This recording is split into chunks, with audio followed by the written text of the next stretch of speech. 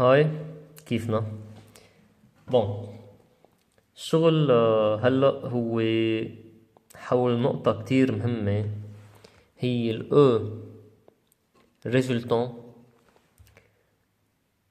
لاثنين فاكتور E E1 et E2 là où E1 et E2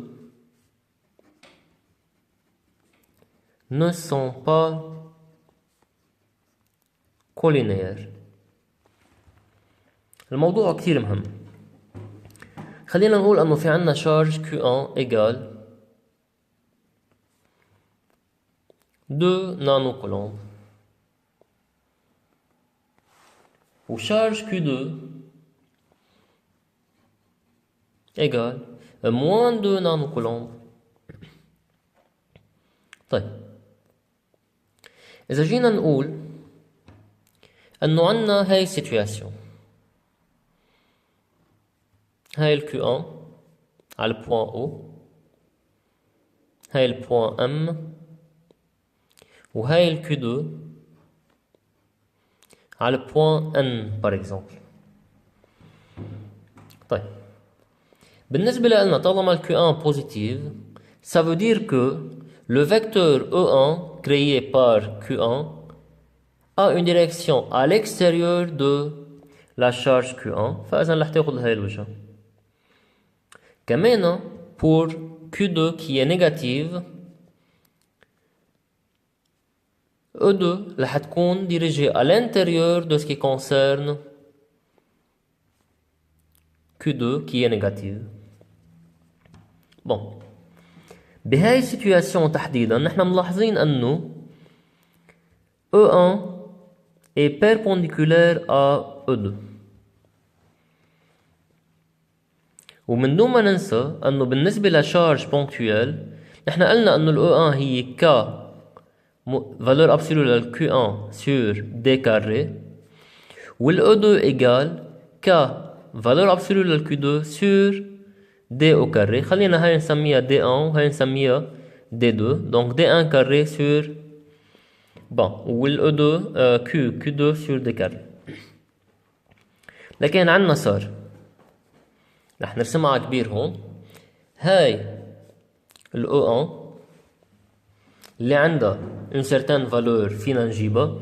donc هون عم نحكي ال E1 9 par 10 à la puissance 9 fois module ou bien valeur absolue لل Q1 اللي هي 2 par 10 à la puissance moins 9 sur la distance au carré.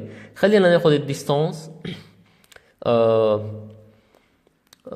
لحتى نهين على حالنا رح ناخدها 100 سنتيمتر ل2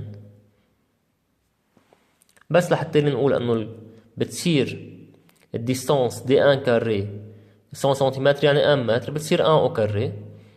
فاذا ما في داعي تحت 10 موان 9 ب 10 9 دارو بقى عنا 18 فولت بار متر.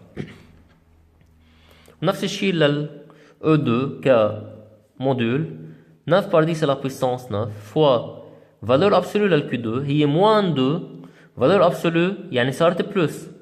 donc 2 par 10 à la puissance moins 9 sur 1 carré رح تطلع كمان 18 فولت بار متر.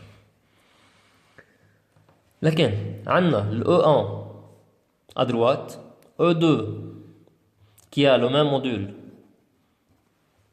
dirigé vers le bas, E résultant اللي هي E1 plus E2.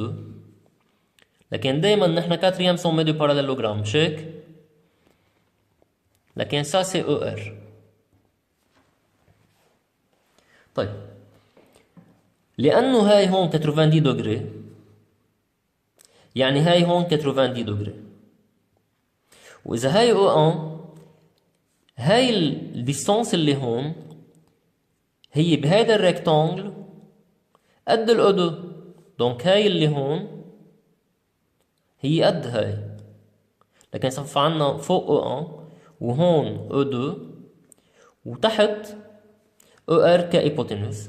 هيدا صار تريانجل ريكتانجل.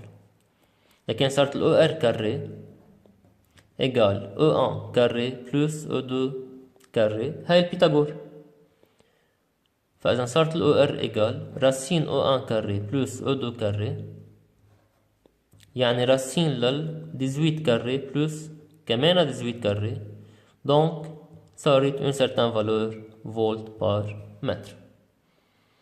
طبعا ما بيكفي ولا مرة نجيب قيمة الموديول بلا ما نجيب الديركسيون. ولما نقول ديركسيون يعني il faut chercher un certain angle مثلا بين ال E1 بين ال E2 وال ER، هذا الانجل اللي هون مثلا خلينا نسميه الفا، او بين ال ER وال E1 هذا الانجل اللي هون، هي ذاتها بالحالتين. اذا بنطلع بهذا الانجل اللي بوشه هي ال E1 مش هيك، واللي حده هي ال E2، يعني صار بالنسبة لهذا الانجل هون عندنا تانجنت الفا ايجال opposé يعني ال E1